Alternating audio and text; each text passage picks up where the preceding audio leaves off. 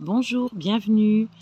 Isabelle, éducatrice spécialisée libérale à Éduquez-nous. Vous pouvez me retrouver sur Facebook ou Instagram ou sur mon site eduquez-nous63.fr. Donc je suis ravie de vous retrouver. Ça faisait un petit moment que j'avais pas fait de vidéo. Donc là aujourd'hui, on va donc bien sûr reprendre un article de la Convention universelle des droits de l'enfant.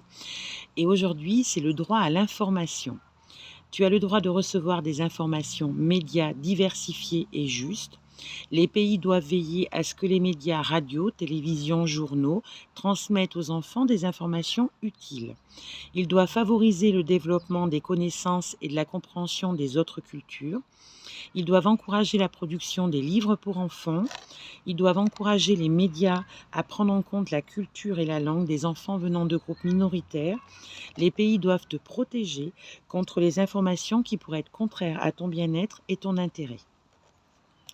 Donc cet article dit clairement qu'il faut en effet que les enfants aient accès à l'information, à la culture.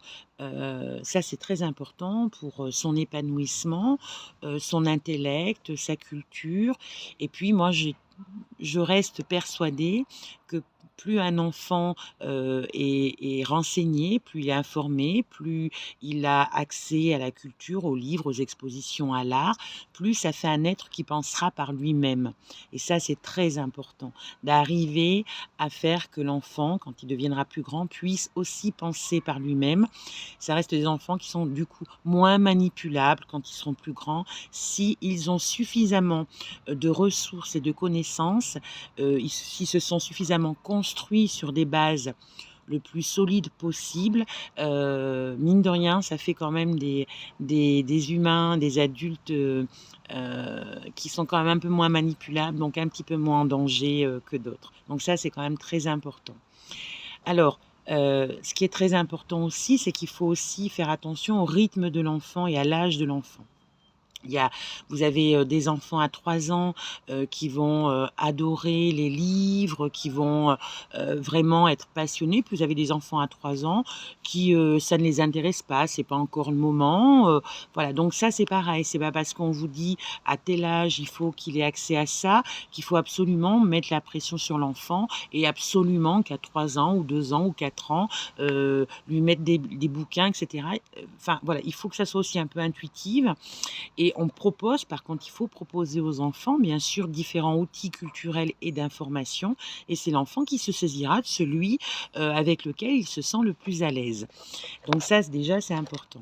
Je rappelle juste, il y a des études qui l'ont démontré, qu'il est important de préserver les enfants à tout âge, mais notamment jusqu'à 3 ans, des écrans tactiles, des ordinateurs, tout ça. Ça a quand même des effets des fois assez néfastes. Donc il est quand même important de respecter ce rythme-là de l'enfant. C'est pareil, à la télé, quand il y a des films, des émissions, des journaux télévisés, il y a des fois un petit sigle interdit aux moins de 10 ans, moins de 12 ans, moins de 16 ans. Alors, je vais paraître un petit peu vieux jeu, mais il est quand même relativement important de respecter ces sigles parce que au moins ça alerte sur les effets éventuellement violents, choquants, dérangeants que peuvent avoir ces films ou ces émissions. Et si vous décidez quand même de le montrer à votre enfant, dans ces cas-là, il serait intéressant que vous l'accompagniez dans la vision de cette émission pour pouvoir lui expliquer, parce que des fois, des images choquantes peuvent rester dans l'inconscient de l'enfant et peuvent provoquer de manière des petites ou des gros dégâts sur l'avenir. Moi, j'ai vu des jeunes qui avaient regardé des films d'horreur très tôt et qui, mine de rien, ont développé des phobies. Alors des serpents, des araignées, on en a tous plus ou moins. Hein. C'est pas parce qu'on regarde des films d'horreur, mais ça peut être des phobies des fois beaucoup plus grandes, beaucoup plus violentes. Donc c'est important que l'enfant soit informé. Il faut que l'enfant ait accès à la culture. On a la chance dans plein de villes d'avoir des médiathèques, d'avoir des musées, des expositions.